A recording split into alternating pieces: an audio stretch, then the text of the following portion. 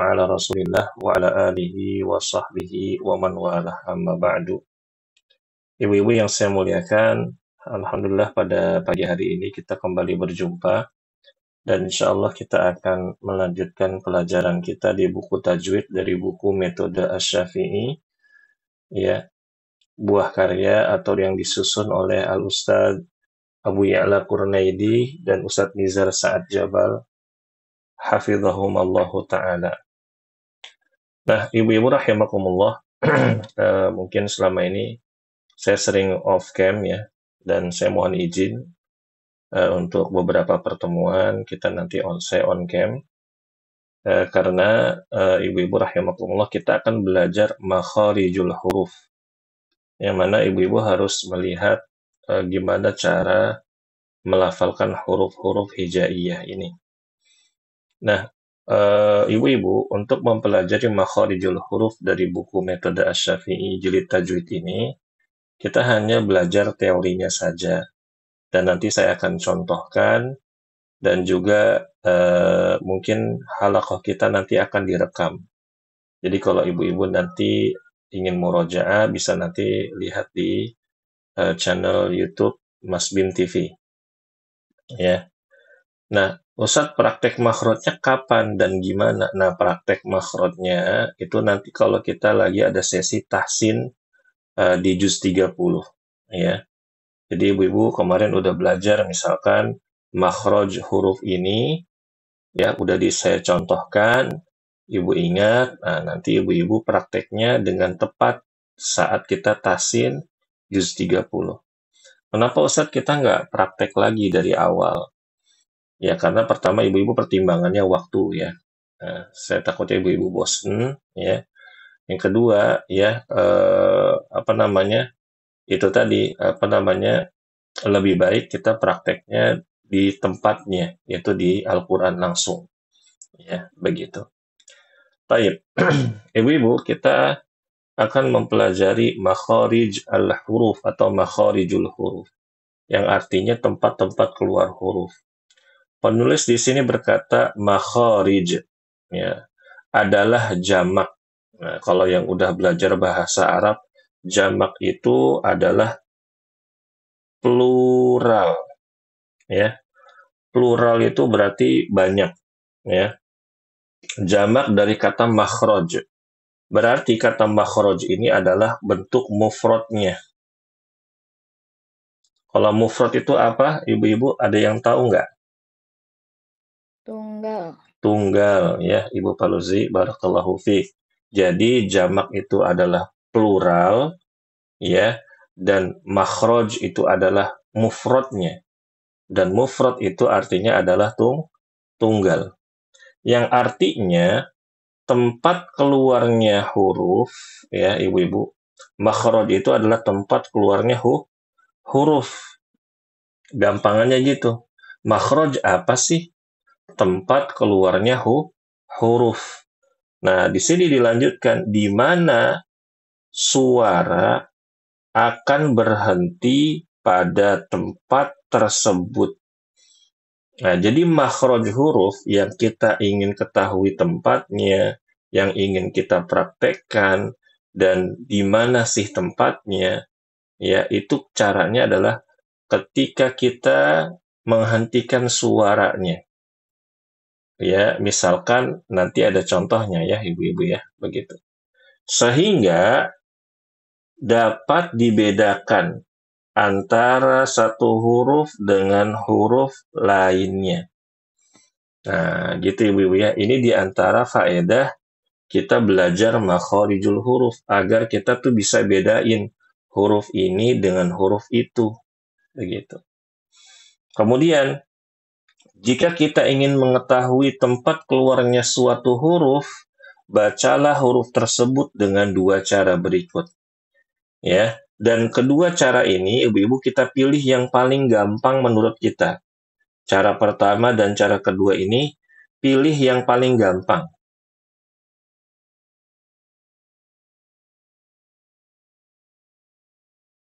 Mudah. Ya, pilih yang paling mudah. Mana ibu-ibu mau gampangnya yang mana? Yang pertama, ya, menambahkan hamzah pada huruf sebelumnya dan menambahkan tasydid pada huruf tersebut. Misalkan, ya, kita ingin tahu huruf ba, makhrajnya dari mana. Maka kita baca abba, abba, abba. Nah, dari praktek ini kita tahu, oh, huruf ba itu keluarnya dari bibir ketemu bibir. Nah, kayak gitu. Abba, abba, abba, seperti itu. Atau cara yang kedua, yaitu menambahkan hamzah pada huruf sebelumnya dan mensukunkan huruf tersebut. Contohnya kita ingin tahu huruf nun dari mana sih keluarnya? Huruf nun, an, an, an, an, dari ujung lidah nempel ke langit-langit. Nah, gampangnya gitu. An, an. Nah, ini contohnya. Ya, ibu-ibu ya. Dan ini pilih cara yang paling mudah. Ya, pilih cara yang paling mudah. Mau ibu tasydidkan kah? Atau mau ibu sukunkan kah? Boleh. Ya. Ustadz, kalau mau ngajarin anak-anak gimana? Nah, kalau ngajarin anak-anak lebih baik disukunkan. Karena buat sebagian anak-anak ya Bu ya, tidak semuanya dengan cara ditasydidkan itu malah berat.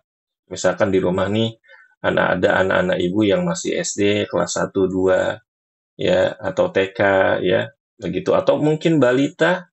Nah, kalau balita itu kan biasanya mama baru bisa ngomong kayak gitu, diperdengarkan, ya, kita ajarkan dari kecil, ya, dengan cara yang paling gampang itu disukunkan, ya, begitu. Ya, kalau diajarkan langsung bertasydid, maka agak berat ibu-ibu ya. Dan ini pengalaman saya waktu saya ngajar di SDIT di jenjang kelas 1. Dan juga di TPA kalau ngajarin anak-anak TK, lebih gampang caranya disukunkan. Kemudian ibu-ibu, macam-macam makharijul huruf. Makharijul huruf secara umum, ya, ini umumnya, ya, secara umum terbagi menjadi 5 bagian, yaitu al-jawf, al-halaq, al-lisan, asyafatan atau asyafatain, yang kelima al-khayshum. Ya, Ustadz, ini dihafalin bahasa Arabnya, nggak usah ibu-ibu, hafalin bahasa Indonesianya aja. Ya, kan ini ada bahasa Indonesianya nih. Ya, dihafalin bahasa Indonesianya aja. Yang pertama, rongga mulut dan rongga tenggorokan. Yang kedua, tenggorokan. Yang ketiga, lidah. Yang keempat, bibir atau kedua bibir. Yang kelima, pangkal hidung atau boleh kita katakan rongga hidung. Ya, rongga hidung. Ya, begitu. Kalau mau ngafalin bahasa Arabnya nggak masalah, ya. Tapi ya untuk awal-awal dihafalkan bahasa Indonesianya saja karena tujuannya adalah kita belajar teori ini untuk prakteknya benar. Begitu ya. Al-jauf adalah rongga mulut dan rongga tenggorokan. Al-halaq ya tenggorokan. Al-lisan lidah. Ya kita ingat lisan. Lisan itu apa? Lidah. Asyafatan atau asyafatain ini kedua bibir. Al-khayshum pangkal hidung atau rongga hidung. Ya, seperti itu ibu-ibu rahimakumullah. Nah, kemudian ibu-ibu yang saya muliakan, ya,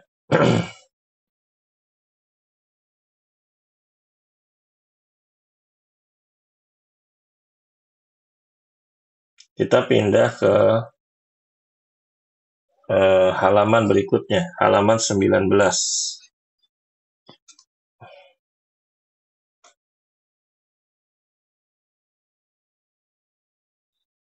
Kelihatan nggak ibu-ibu gambarnya?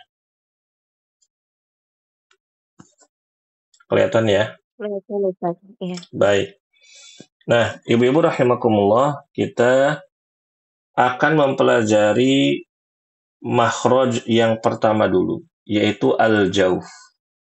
Al-jauf, ibu-ibu rahimakumullah, di sini ada gambarnya ya, ada gambarnya nih. Ya, nanti saya akan jelaskan lebih rinci lagi. Merupakan rongga mulut dan rongga tenggorokan. Al-jauf merupakan tempat keluarnya huruf mad. Nah, ini ibu-ibu ya. Mad itu ya yang kita kenal gampangannya adalah contoh mad asli. Ya, mad asli atau mad tabi'i yang dibacanya 2 harokat ya. Boleh juga kita katakan mad wajib atau mad jaiz ya. Itu ya. Ustadz, mad itu apa pengertiannya? Mad itu bisa dikatakan ya bacaan yang kadarnya lebih dari 2 harokat. Ya, kalau ulama zaman dahulu ibu-ibu, kalau mereka nyebut mad berarti kadarnya itu 4 lebih 4, 5 atau 6. Nah, kalau 2 harokat mereka nyebutnya dengan qasr ya. Begitu. Nah, kalau di zaman kita sekarang mad itu apa sih? Mad itu bacaan yang dibaca 2, 4 atau 6. Nah, seperti itu ya. Ini tentunya dengan harokat. Yang pertama, ibu-ibu ya, adalah alif ya. Alif ya. Jadi huruf yang keluar dari al-jauf itu ada 3. Yang pertama adalah alif yang didahului dengan harokat fathah. Yang kedua wawu sukun ya, yang didahului dengan harokat dhammah. Yang ketiga ya sukun yang didahului dengan harokat kasroh. Nah, ibu-ibu ini bisa dikatakan dengan mad alif yang pertama ya. Mad alif ini bisa dikatakan mad wawu, atau yang ketiga ini bisa disebut dengan mad ya. Ya, begitu. Nah, ketiga bentuk mad tersebut disebutkan secara bersamaan di dalam firman Allah Subhanahu wa taala ya, yang bunyinya tilka min amba'il ghaibi nuhiha ilaik. Nah, seperti itu. Nah, di sini dikasih tanda buram ibu-ibu pada kata nuhiha ya. Di sini ada huruf nun berharokat dhammah ketemu wawu. Berarti ini mad apa nih ibu-ibu? Ada nun. Mad wawu. Bagus sekali. Ini mad wawu. Kita belum belajar nama-nama mad ya Bu ya. Tapi ini kita pelajari sesuai dengan namanya yang tadi saya jelaskan. Kemudian ada hak kasroh ketemu ya sukun. Ini mad apa namanya? Mad ya. Mad ya. Masya Allah. Betul Ibu. Terakhir ada hak berharokat fathah ketemu alif. Mad apa ini? Mad alif. Mad alif.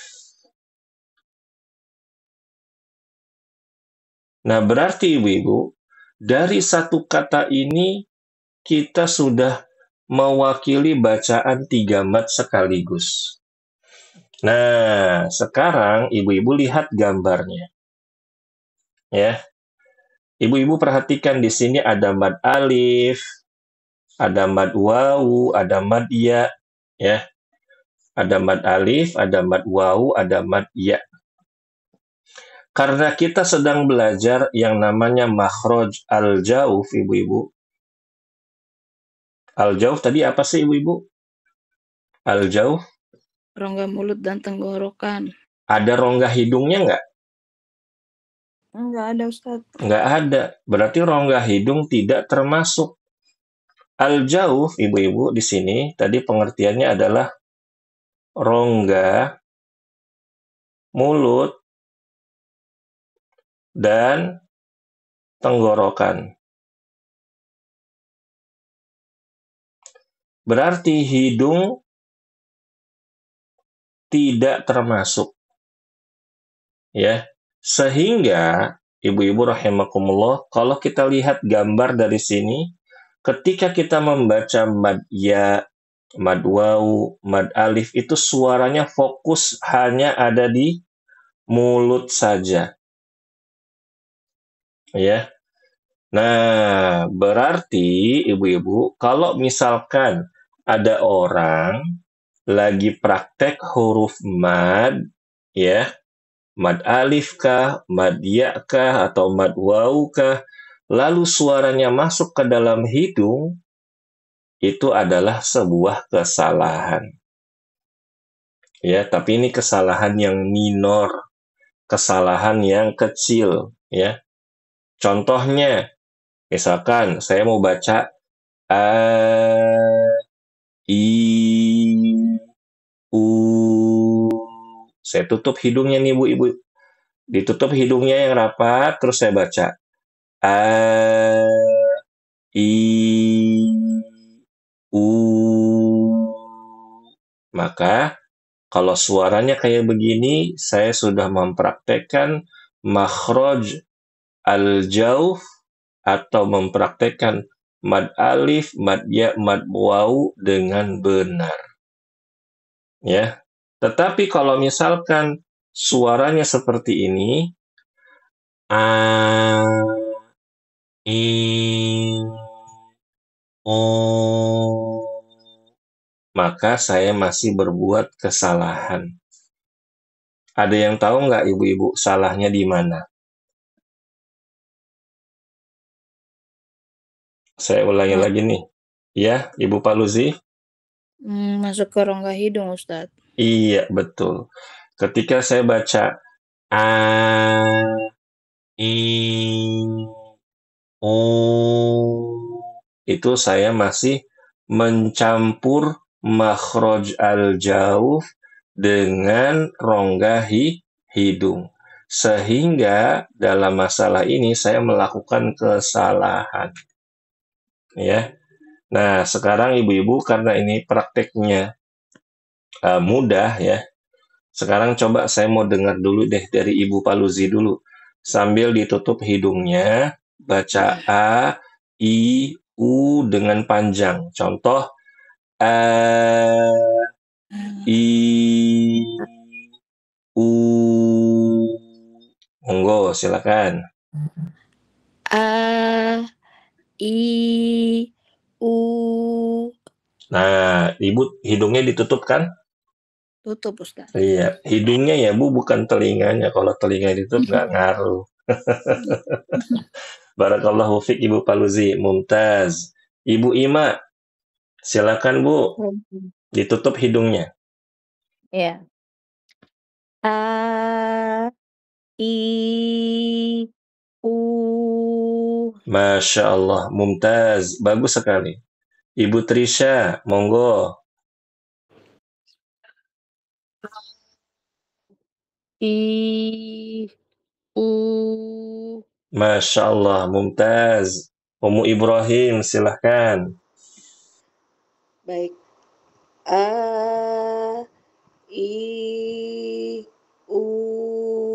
Nah, hidungnya sudah ditutup ya, Umu ya. Sudah, Ustaz. Iya, nah berarti semua ibu ini bacaannya bagus, nggak ada salahnya. Ya, begitu. Nah, itulah yang dinamakan dengan makhraj al-jauf. Ya, makhraj al-jauf ada apa namanya? Dibaca dengan benar ketika kita membaca mad alif, mad waw, mad ya tanpa mencampur suara hidung atau suara gunnah. Ya. Kalau ada suara gunnahnya, maka kita melakukan kesalahan. Ya. Tapi sekali lagi ibu-ibu, tadi kesalahannya kesalahan kecil apa kesalahan besar? Kecil, Ustaz. Kesalahan kecil. Ya, jadi ibu-ibu nggak usah khawatir. Ya, nggak usah khawatir. Kadang kita ini ketika belajar tajwid, ya, ustadznya kadang-kadang banyak nakut-nakutin. Jadinya kitanya takut baca Al-Quran. Ya. Baik, ibu-ibu sampai sini jelas nggak makhraj al-jauf? Ada yang mau ditanyakan?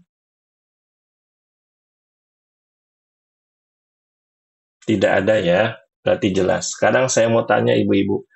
Tadi makhraj al-jauf itu hurufnya ada berapa? Ada 3. Ada 3. Apa aja tuh Bu Paluzi? Ada 3. Alif, ya, Alif, ya, waw. wow. Kalau ibu jawabnya begini salah. Oh, mat ya, huruf mat gitu. Mat Iya Bu, alif, jadi mat harusnya waw, gimana? mat ya. Mat Alif waw, mat. pada mat alif pada mat alif, atau Oh, gitu. waw sukun pada mat waw, ya sukun atau pada mat ya. Ustadz, apa bedanya alif, waw sama ya? Ya beda. Karena kalau misalkan nanti waw ada makhrajnya sendiri, ya ada makhrajnya sendiri. Nah, gitu. Kenapa? Karena waw menerima harokat. Ada wa, wi, wu, ya, yi, yu. Sedangkan alif dia tidak menerima harokat. Ya Bu ya? Begitu. Nah, jadi ibu-ibu kalau ditanya, ibu-ibu huruf al-jauf ada berapa? Ada 3. Apa aja? Mad alif, mad ya, mad waw. Udah selesai. Gitu ya. Ini dihafalin ya Bu. Nanti kita ada evaluasi teorinya. Ya. Banyak nggak Ustadz soalnya? Enggak. Soalnya pilihan ganda. Jadi kalau ibu-ibu nanti susah tinggal ngitung kan? Ngitung kancing. Alif, ba, jim. Gitu. Abaja, atau ABC. Baik. Yang kedua, ibu-ibu rahimakumullah, al-halqa. Ya. Al-halqa. Tenggorokan. Wah Ustadz, tadi al-jauf, rongga tenggorokan, sama rongga mulut dan rongga tenggorokan. Berarti ini ada 2. Oh enggak, ibu-ibu, beda. Antara al-jauf dengan al-halaq ini berbeda. Ya. Kalau al-halaq ini, ya dia bagian tenggorokan yang memiliki sandaran. Ini ibu-ibu bisa ditulis yang memiliki sandaran. Maksudnya gimana Ustadz? Jadi ada 2 organ yang berjumpa di tenggorokan kita saat kita membaca huruf-hurufnya. Kalau tadi mad alif, mad ya, mad waw nggak ada sandaran, dia plong Bu, plong. A, I, U, plong, nggak ada sandaran. Nah, kalau al-halaq ini ada sandarannya. Ya. Nah, makhraj ini kata penulis ya, ibu-ibu ada 3 bagian. Wah, Ustadz banyak banget ini yang dihafalin ya. Resiko ya. Kalau kita mau sempurna dalam memahami sebuah ilmu dan kita mau sempurna dalam praktek makharijul huruf, kita harus hafalkan ibu-ibu. Tapi hafalnya itu bukan hafal teks begini, ibu-ibu ya. Dihafal. Tapi yang penting kita tuh hafal intinya. Nah, contoh. Ya, bagian yang pertama adalah tenggorokan bagian bawah. Nah, berarti yang kita hafal bawah aja dulu. Ya, bawah tenggorokan kan al-halaq. Al-halaq itu apa artinya tenggorokan? Bagian pertama bawah. Oh, bawah. Nah, bawah tuh yang mana? Nah, ibu-ibu lihat ada gambarnya nih. Ada gambarnya. Yang saya lingkari warna merah ini namanya pita suara. Ya, organ pita suara. Bahasa Arabnya ya sautul mizmar ya, atau lisanul mizmar. Jadi apa namanya, pita suara. Nah, kalau bahasa kerennya tuh vocal cords ya kalau nggak salah. Ya, pita suara ya. Begitu. Nah, dari pangkal suara ini Ibu, atau dari pita suara, kok pangkal suara? Pita suara keluar daripadanya 2 huruf. Huruf hamzah dan huruf H, ya. Ibu-ibu, kalau di mushaf standar internasional, alif sama hamzah itu dibedakan. Ya, kalau alif di dalam mushaf internasional itu tidak menerima harokat. Ya, kalau hamzah menerima harokat. Makanya hamzah ini hamzah kotok namanya. Hamzah yang tertulis, ya, yang menerima harokat. Hamzah dan ha keluar dari tenggorokan bagian bawah. Saat kita tekan nih ibu-ibu, pita suara kita bunyikan a, i, u, a, i, u. Di sini ada getaran, ya, begitu. Nah, disitulah keluar dari makhraj, keluar makhraj huruf hamzah. Kemudian huruf H. Nah, ibu-ibu zaman dahulu, ya, banyak orang bilang H besar ini keluar dari dada. Ya, keluar dari dada. Itu kesalahan. Cuma maksudnya, ya, untuk mungkin namanya orang awam, ya, dijelaskan kalau keluar dari pangkal tenggorokan itu kurang paham. Yang penting prakteknya benar, maka dibuatlah analogi seperti tadi. Keluar dari dada. Begitu. Ya. Ya, begitu. Tapi ini salah dari sisi teori. Kalau prakteknya benar. Ya kita memang dengarnya iya ya, kayak keluar dari dada ya. Begitu. Padahal bukan dari dada ibu-ibu, tapi dari, ya, pita suara, pangkal tenggorokan atau tenggorokan bagian bawah. Ya, begitu. Nah, seperti itu. Kemudian yang kedua, tenggorokan bagian tengah. Nah, ini yang dihafalin tengahnya aja nih ibu-ibu. Ya. Bagian tengah ada 2 huruf juga, yaitu huruf ain dan huruf ha kecil. Ya. Ha kecil. Kadang orang Indonesia tuh kalau buat istilah, ya ibu-ibu, ya, itu kena banget. Ha besar, terdengarnya memang suaranya tuh kayak besar, ya. Ha kecil, ya emang kayaknya haknya tuh kecil, gitu. Nggak apa-apa, kita menamakan dengan istilah-istilah seperti ini. Ya, karena tujuannya untuk, ya, mendekatkan pemahaman, ya, untuk mendekatkan pemahaman. Jadi murid kita itu prakteknya tepat gara-gara dia tuh memahaminya tuh dengan benar, dengan tepat, ya, begitu. Nah, ibu-ibu lihat di sini. Di sini yang saya garis merahi pada gambar itu ada organ. Ya, organ ini namanya organ epiglotis. Ya, tapi saya lupa nulisnya gimana ya. Kalau yang pernah saya baca epiglotis, ya. Nah, epiglotis ini ibu-ibu adalah organ yang berfungsi untuk membantu menelan. Jadi kalau kita nelen nih ibu-ibu, nah itu ya, ada otot yang bantu kita nelen di tenggorokan. Nah itulah organ epiglotis. Kalau laki-laki ibu-ibu, jakunnya itu gerak. Nah di belakang jakun inilah ada organ epiglotis, ya. Tapi kalau untuk lebih tepatnya tentunya dokter lebih paham, ya. Begitu ibu-ibu. Ya, kalau ini kan saya hanya berdasarkan untuk memahami ibu-ibu saja. Jadi karena organ laki-laki yang paling kelihatan di bagian tenggorokan bagian tengah itu ya jakun. Ya kalau ibu-ibu kan nggak berjakun ya. Kalau ibu-ibu berjakun saya takut jadinya. Ya. Nah, ini kelihatan di bagian tengah. Nah, inilah di belakang sini, di dalamnya itu ada organ epiglotis atau tenggorokan bagian tengah. Nah, siapapun yang ingin praktek huruf ain, a, atau dengan huruf h maka organ epiglotisnya ini harus dilatih, ibu-ibu.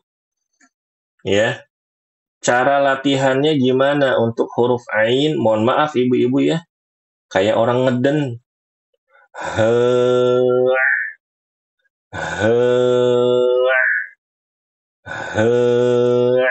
Gitu aja, latihan dulu.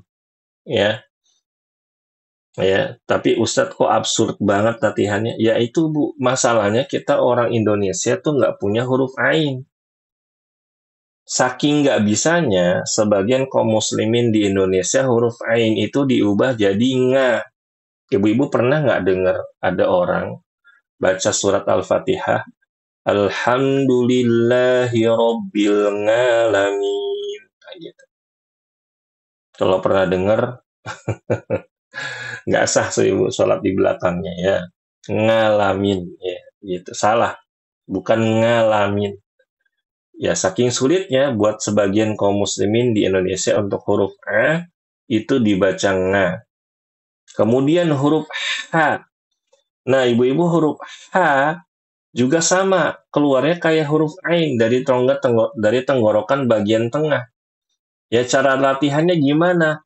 Latihannya, mohon maaf ibu-ibu ini ya. Ini sebenarnya hanya untuk mendekatkan pemahaman saja.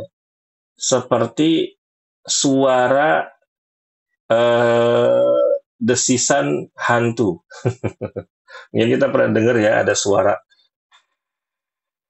kayak gitu. Ya, itu sebenarnya bukan suara hantu ibu-ibu ya. Jadi suara yang dikeluarkan ya untuk nakut-nakutin aja, ya begitu. Gitu. Nah, latihannya gitu ibu-ibu. Ya. Jadi kalau misalkan Ustadz saya ini agak kesulitan mau baca huruf ain sama huruf H.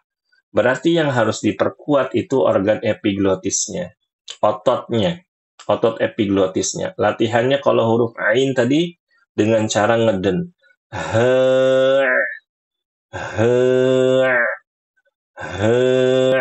Nanti kalau udah gampang, baru diharokatin. Contohnya,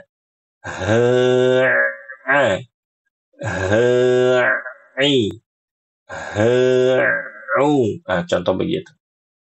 Ya, ini kita belum bicara huruf ain yang fasih. Gimana? Belum. Kita baru bicara cara baca huruf ain, makhrajnya. Karena nanti ibu-ibu ada ain yang fasih, ada ain yang kurang fasih. Ya, Ustadz kalau ain yang kurang fasih gimana? Ain yang kurang fasih itu suaranya masuk ke hidung. Contoh, gitu. Ini yang kurang fasih. Nah, kalau ain yang fasih, suaranya nggak masuk ke hidung. Contoh, begitu. Ya. Nah, Ustadz kalau misalkan masih masuk ke hidung, nggak apa-apa ibu-ibu, nggak masalah. Ya, itu kesalahan minor saja. Yang penting makhrajnya benar. Ya, yang penting makhrajnya keluar dari tenggorokan bagian tengah. Adapun masuk ke hidung atau tidak itu urusan belakangan. Kemudian huruf H juga sama ibu-ibu. H, hi, hu, begitu. Jangan disamakan H besar dengan H kecil. Dari suaranya aja udah kedengeran. H, H, A, kayak gitu. Ya. Baik, sampai sini ibu-ibu jelas ya untuk huruf ain dan H. Ada yang mau ditanyakan nggak untuk ain dan H ini? Insya Allah tidak, berarti ibu-ibu semuanya paham ya. Kemudian kita berangkat ke bagian yang terakhir, tenggorokan bagian atas. Nah, dari makhraj ini ibu-ibu keluar dua huruf juga, yaitu huruf ghain dan huruf kha. Ibu-ibu bisa lihat di sini ya, yang saya lingkari warna merah. Nah, ibu-ibu rahimakumullah, dari mana sih huruf ghain dan kha itu? Ya. Jadi ibu-ibu rahimakumullah, kedua huruf ini keluar dari anak lidah. Jadi pangkal lidah kita yang paling belakang itu nempel ke uvula. Uvula itu, ibu-ibu, adalah organ yang gandul-gandul. Kalau kita buka mulut kita, itu di langit-langit ada yang gandul-gandul. Nah, itu adalah namanya uvula. Nah, organ uvula ini berfungsi untuk menahan atau menutup rongga yang ada di wilayah tenggorokan kita yang menuju ke hidung. Makanya ibu-ibu kalau misalkan ada orang tersedak, keselak, ya, itu kadang-kadang keluar dari hidungnya, misalkan lagi minum susu, keluar susu dari hidungnya. Nah, itu berarti organ uvulanya tidak berfungsi dengan benar. Ya, begitu. Nah, huruf ghain dan huruf kha itu keluar ditempelin ke uvula tersebut. Makanya suaranya agak unik. Contoh, gho, gho, gho, kho, kho, kho, begitu. Nah, ya. Ustadz, kalau baca huruf ghain boleh nggak monyong? Boleh nggak baca kho sambil monyong? Boleh, tapi jangan banyak-banyak. Sedikit aja, seperlunya. Contoh, gho, kho, tidak masalah. Jangan sampai kayak gini, ibu-ibu. Gho, kho. Nah, ini jangan. Ya, begitu. Kalau seperlunya tidak masalah. Tapi yang fasih, ibu-ibu, tanpa monyong. Ini yang fasih. Ya, begitu. Baik. Nah, sekarang ibu-ibu, gimana cara praktekin huruf ghain? Ibu-ibu, yang dilatih itu adalah huruf kho dulu. Itu yang paling harus ibu-ibu latih. Kalau ibu-ibu masih kesulitan membaca huruf ghain, baca dulu huruf kho, difasihkan dulu kho-nya. Suara huruf kho yang paling gampang untuk kita cerna seperti kita buang dahak, ya, atau seperti orang mendengkur. Ini huruf kho, kho, kho, kho. Kenapa saya analogikan seperti itu, ibu-ibu? Karena sebagian kaum muslimin itu kalau baca huruf kho seperti ini. Kho, kho, kho. Ini salah makhraj. Tapi kalau misalkan dia dibilang, enggak kayak gitu, kayak orang ngorok, tau nggak orang ngorok? Kho, dia paham tuh. Oh, kayak orang ngorok. Oh, gitu. Baru kayak gitu. Nah, jadi harus dibantu dengan pemahaman seperti itu. Nah, kalau sudah kho-nya fasih, ibu-ibu, baru latihan huruf ghain. Cara latihan huruf ghain itu gampangannya, ibu-ibu. Kalau huruf kho kan kasar. Kho kasar. Nah, ghain itu suaranya halus. Bandingkan ya, Bu, ya, dibedakan ya. Kho kasar. Gho halus. Begitu. Nah, masalahnya ibu-ibu, huruf ghain ini suka dibaca dengan huruf G. Go, gi, gu. Ini salah. Kenapa salah? Karena ibu-ibu, orang Indonesia kalau baca huruf G, ga, gi, gu, itu dengan makhraj huruf antara kaf dengan jim. Ya, antara kaf dan jim. Gitu. Nah, kalau orang Mesir nih ibu-ibu ya, atau sebagian orang Yaman, ya huruf qaf itu diganti dengan G. Ya, misalkan al-qahwah, kopi ya, diganti dengan al-ghahwah, gahwah. Ya, itu. Sebagian orang Yaman baca huruf jim dengan G. Al-wagib, al-wugub, harusnya kan wajib dibaca wajib, wajib dibaca wagib. Ya, begitu. Nah, seperti itu. Orang Arab aja keceletot, Bu, ya. Apalagi kita nih orang Indonesia. Nah, ini harus latihan. Jadi hindari bacaan huruf ghain dengan G. Bedakan kho kasar, gho halus. Nah, ibu-ibu ada cara latihannya. Coba sekali lagi, memang ini latihannya agak absurd ya, ibu ya. Agak, ya mungkin sedikit agak konyol gitu. Cuma ini efektif sekali. Caranya, ibu-ibu, kita masukin ke dalam mulut kita masukin air ke dalam mulut kita, terus kita kayak gitu. Ya, mungkin ibu-ibu masih ingat ya. Dulu kita kecil suka kayak gitu tuh. Ya. Habis gosok gigi, terus kita masukin air, kita dongak ke atas, gitu. Nah, untuk menentukan makhraj ghain kita benar atau tidak, kita lihat dari belubuk-belubuknya. Dari gelembung-gelembung yang keluar dari mulut kita. Kalau belubuk-belubuknya itu masih kecil, belubuk itu ya Bu ya. Nah, itu berarti ghainnya sudah benar. Tapi kalau sampai muncrat, maka itu huruf kho. Ya. Nah, nanti Ibu coba praktek. Ya. Iseng aja. Ya, begitu. Kalau belubuk-belubuknya sedikit, kecil, itu huruf ghain. Nah, Ibu ingat-ingat tuh. Oh, ini ghain nih. Gitu. Kalau sampai kho keluar gitu, jus gitu ya, maka itu kho. Ya, seperti itu. Ya. Itulah cara latihan huruf ghain dan kho. Nah, sampai sini ibu-ibu jelas atau ada yang ingin ditanyakan untuk huruf ghain dan kho? Tidak ada. Kita review lagi ya, Bu ya. Tadi al-halq itu artinya apa, ibu-ibu?